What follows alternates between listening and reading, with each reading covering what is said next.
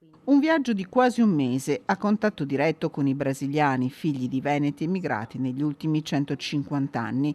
Giorgia Miazzo sarà in Brasile fino al 4 settembre. Ricordo che il Brasile è il paese che ospita più italiani discendenti oriundi al mondo, con 30 milioni di presenze, ed il 40% di questi sono di origine veneta, quindi la prima comunità così che abbiamo di veneti anche fuori dai nostri numeri, e si dice spesso che loro sono l'8ª provincia veneta proprio per questo mantenimento, questa cristallizzazione di usi e costumi che non si verifica poi in nessun altro dei paesi stranieri, nonostante l'Argentina, gli Stati Uniti per esempio, Australia, Canada abbiano comunque grandi percentuali di migranti. Non si è mantenuto, per motivi storici, di processo storico, non si è mantenuto lo stesso così patrimonio in maniera così forte e viva. E quindi finché ce l'abbiamo dobbiamo riportarcelo anche a casa per raccontare anche ai nostri giovani di queste grandi migrazioni che purtroppo non si conoscono. Manca un capitolo nei libri di storia che parla di questo fenomeno incredibile che ha svuotato l'Italia. 4 gli stati che toccherà il suo viaggio: Rio Grande do Sul, Santa Caterina, Paraná e Goiás.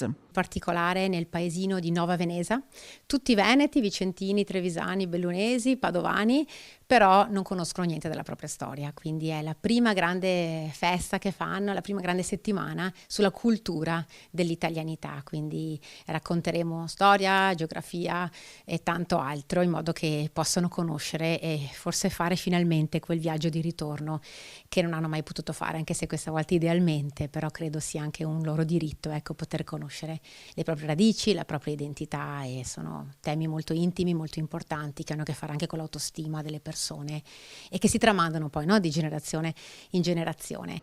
Ricca di Veneto anche la toponomastica in Brasile. In Brasile ci sono tanti nomi ancora legati alla toponomastica, questo Nova Veneza, ce ne sono altre 2 di importanti in Brasile che poi bisogna ricordare giustamente tutti. Ci sono Nova Vicenza, c'è una Nova Padova che è ancora in piedi un gemellaggio con il paese di Fontaniva in provincia di Padova, Nova Belluno e tante altre. L'esperienza sarà raccontata in collaborazione con la regione Il Rientro, uno stato, il Brasile, dove il italiano è una lingua vera e propria. È uno dei lasciti che rimane nelle comunità migranti all'estero.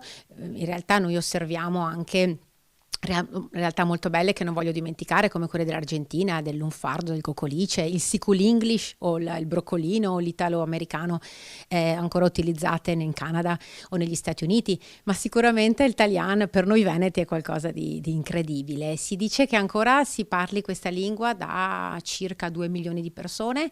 Che cos'è il Talian? È difficile da definire, no? Ecco, però è un veneto, perché in realtà i veneti poi hanno anche così influenzato linguisticamente anche i bergamaschi, che a volte mi dicono io sono bergamasco ma me lo dicono in Veneto, i friulani e tante altre comunità del nord Italia, a volte anche del sud ma molto più raramente, e con degli influssi in portoghese, quindi dove le parole italiane, venete in questo caso, non esistevano, e con insomma il passare degli anni eccetera eccetera si è evoluta, quindi è diventata una lingua nuova. Possiamo chiamarla un fratello del Veneto, io mi sentirei di chiamarla così, e soprattutto per noi, ecco, è un miracolo linguistico che come ricercatori abbiamo tutto il dovere, ecco, di dover salvare.